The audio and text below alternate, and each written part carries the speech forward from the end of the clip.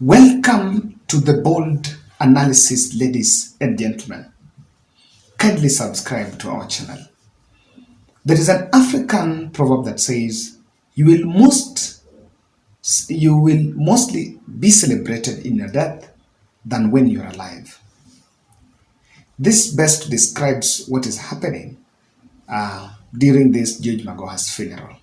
The former education CS passed on, and I also realized that the brother had also passed on in the US and was flown today, I think that was today, for the interment rites.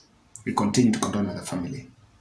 This evening, I was discussing with a friend who was bringing to my attention that, Kevin, I'm not seeing state officers at Magoha's place as the norm. What you would expect, a flurry of guests from government going there. And that one he was telling me by the time we were looking at the photos of Raila and the Tuju team going there. So by that time I took it lightly, and in fact I was like, because I felt like the guy was just provoking my thoughts and wanted us to discuss about that, but I said no. I later, save for President Ruto, who is out of the country. He's in France.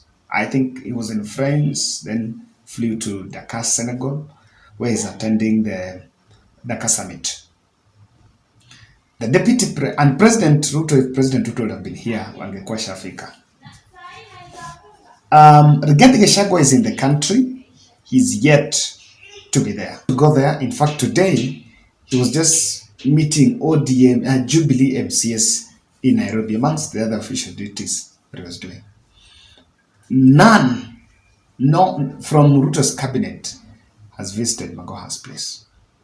Not even the education rocket, of course, from the Legal House, not sent there. They're waiting for the president. We'll be yet to see.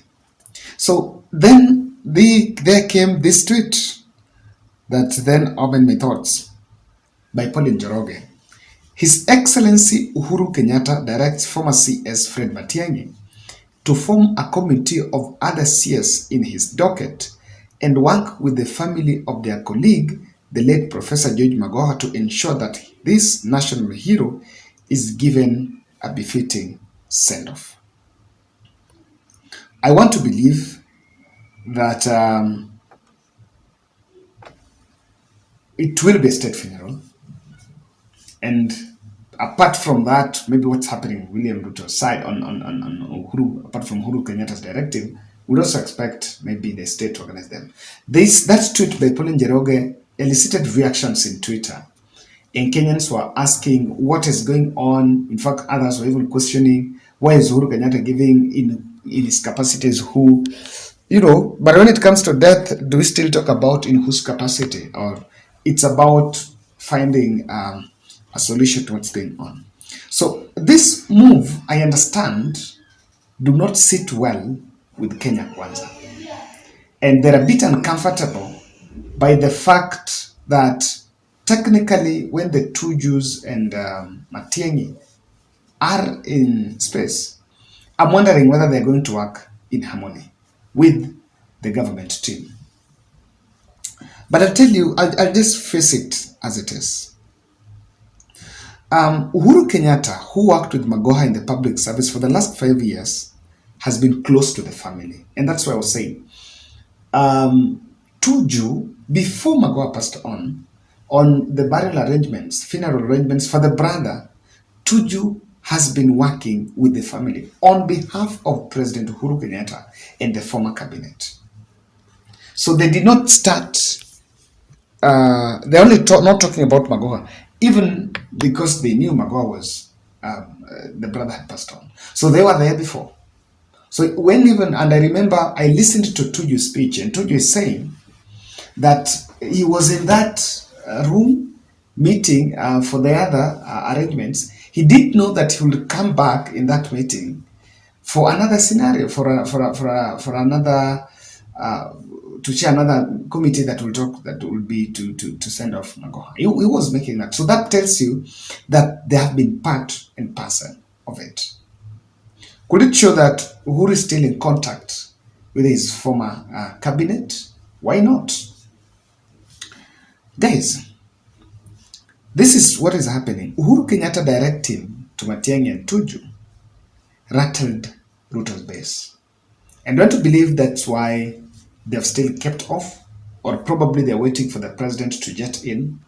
Then they go there as a contingent, led Ruto's cabinet. But I see, apart from that, there is a personal conviction. Kwenda, kwenda. None of them. Is there a directive for them not to go? Are they waiting for what's going? We need to see. But then, why do you think this directive is unsettling Ruto's team? It's because of these four reasons. And I want to say it will be hypocritical to Kenya Kwanza to praise Magoha's track record as a government when he was in government for the last 5 years. Yet they kept on saying that Uhuru messed this country, including the education sector. The person who was the custodian of education sector in William Ruto's second term, Magoha served for the full term. Hakuwaitolewa.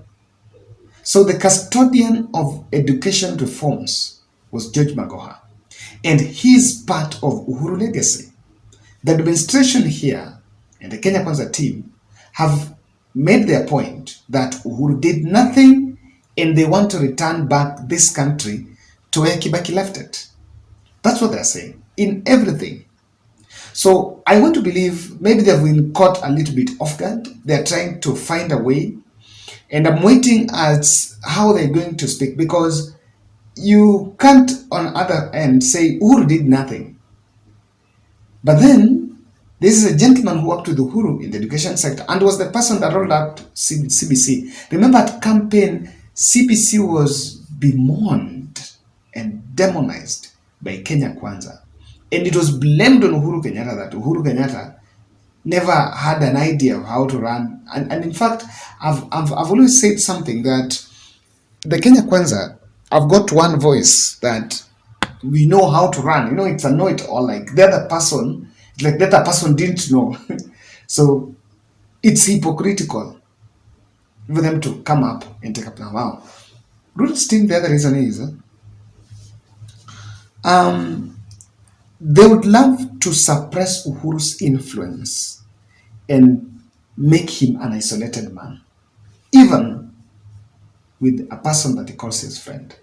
To say the truth, between Uhuru and Ruto, Magoha's friend, of course, is Uhuru Kenyatta. By the time they were in cabinet, and he gave up power, did the transition, but he was in close contact with Magoha's family.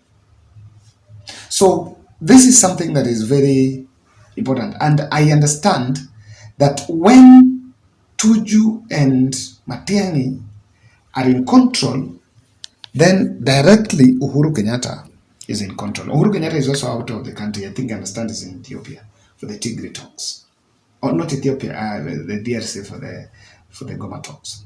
So for the peace talks. So what's going on here? When they are there, they will not want to hear. You know, they will want to hear of something good being said about Uhuru Kenyatta. And I'm waiting to see how they're going to carry on themselves there. It will be the biggest hypocrisy, and you know, praising alifanya hii alifanya hii. Ukisema alifanya hii, lakini mkienda mlikuwa mnatusi mkisema Uhuru did that. It was, but these are the people that Uhuru Kenyatta's pillars. Then I have seen politicians, and of course, Magoha comes from Nyanza, comes from Game, my county of Siaya, and the president was just recently in Siaya and the Nyanza region at large, so he's yet to go back there. This slightest opportunity, this Magoha's funeral, I want to understand will be an opportunity for William Ruto to play the gallery politics. That's one thing I can tell you. The gallery politics. It is not a favor to accord George Magoha state funeral. I don't think. That is. But of course, what someone would want is call a press briefing, after calling a press briefing, um, say the way it's going to be a state funeral and this and this, you know. But maybe the president wants to come back and take over that process. We are yet to see when he gets back. I don't know. Should we fly the flag halfway? Can that order only be given the president? Why not? The last time, but of course that one we lost when he was. I think Jonjo. When Jonjo passed on, we had that. Same to Laboso, we had that. Although they were power and Jonjo had been out of power, you can see. So they would want to, use it as if to play politics of the gallery. And that is what maybe opportunity is not coming up. Then, Uhuru Kenyatta has been supporting the family, according to Tuju, what Tuju is saying, and they were involved in brothers by burial. So, of course, it will be logic for them not to be part of Magoha's funeral. So, ladies and gentlemen, that's my take on Uhuru Kenyatta's move. I don't know what you think. Let's look at the next.